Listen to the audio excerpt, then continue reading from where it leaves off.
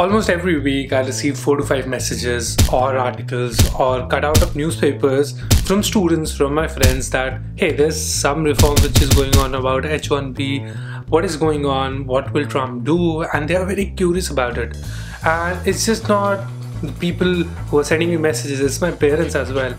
As soon as they'll see an article in the newspaper, they will be worried and they'll call me that, hey, what's going on? Because they are worried about their son, they are worried about their daughters, or in general every parent is worried about their kid who's studying here. So let me break it all down for you. But if you are wondering why you are seeing newspaper articles about H1B and H4 right now, is because there were some reforms which were expected to take in place during October of this year, which hasn't been out yet, and now it is expected to come out in like February or March. And that is why you saw all these articles in newspapers, just to clear it out.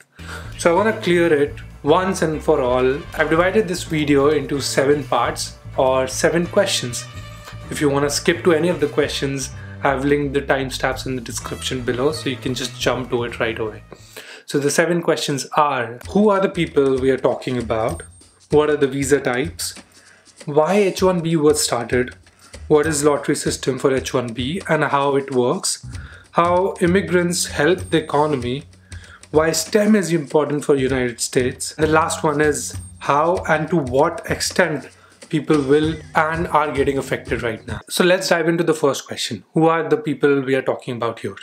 Undergrads, graduate students, postgraduate students, people who are coming directly from India on H1B, and their spouses. Now let's dive into the second questions. What are the visa types associated with them, and what is the timeline looking like for each and every individual here? The first one is F1 or maybe J type of visa or M type of visa. These visas are given to students who are coming to the United States and are enrolling themselves into a US university or coming for an exchange semester. Second is CPT. CPT also stands for Curricular Practical Training.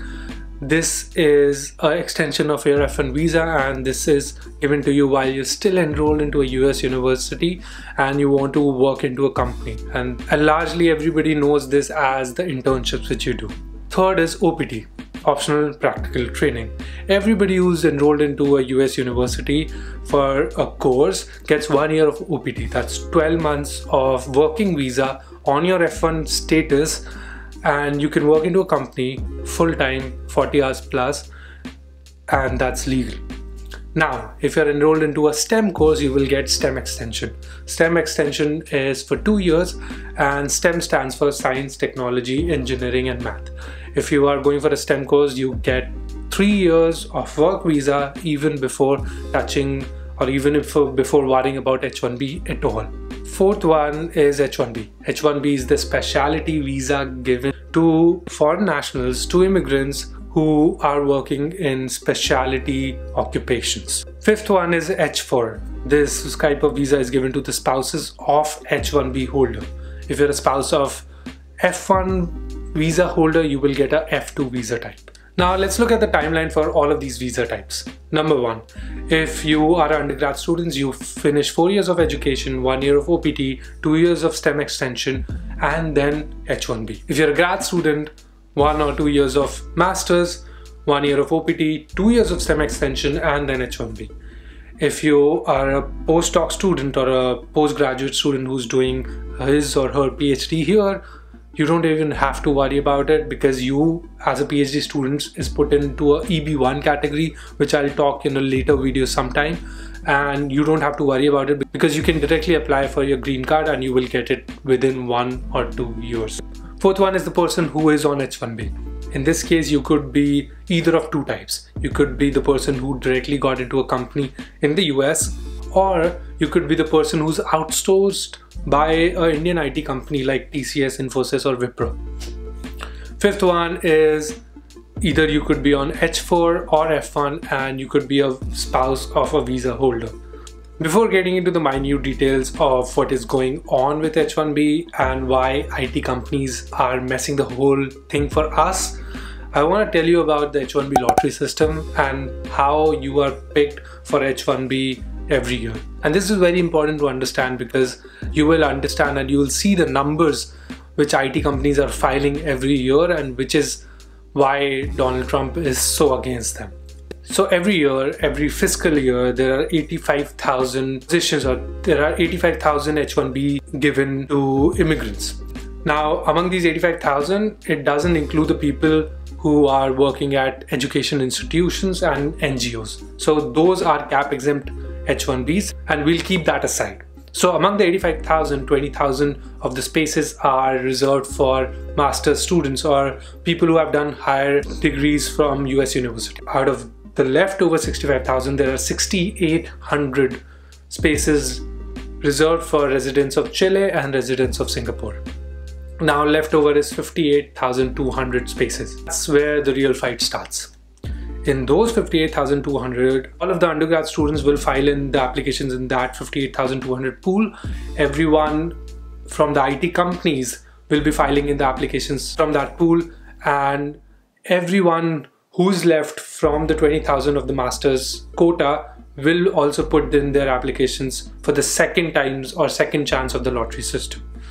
For example, there are 60,000 applications from master's students for H1B this year, and only 20,000 will be selected. Now the remaining 40,000 will be given second chance into the 58,200 pool with all the undergrad students, with all the other H1B files which are being filed by IT companies, Amazon, Google, all the companies in the US who wants to file H1B for their employees.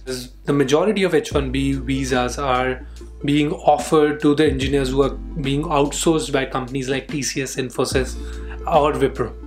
And if you'll see the numbers, it is staggering.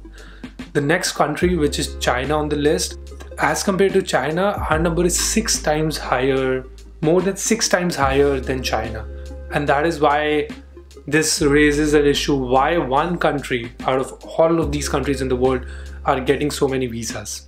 Now if you're wondering why are the applications higher than the cap of 85,000, is because they also count in the renewals and they also count in the cap exempt visas, and that is the reason the number is higher than 85,000 every year. So there's no data available which gives the clear bifurcation between these numbers, and that is why I can't tell you. Now if you'll see the numbers from previous years, it's mainly companies like Cognizant, TCS, Infosys, Wipro. These big Indian companies are the ones who are exploiting H1B visas, who are bringing in engineers, who are giving them lower pay as compared to American citizens, and according to him, I'm not saying that, according to him, stealing jobs of American workers, but which is not true, and I'll tell you by the end of this video. Hey guys, this video will be divided into 2 parts. This is the first part of it. It's almost 5 AM and I don't think I'll be able to finish the second edit, or the second part of edit. So enjoy this video and stay tuned for the second one. It'll come in 24 hours.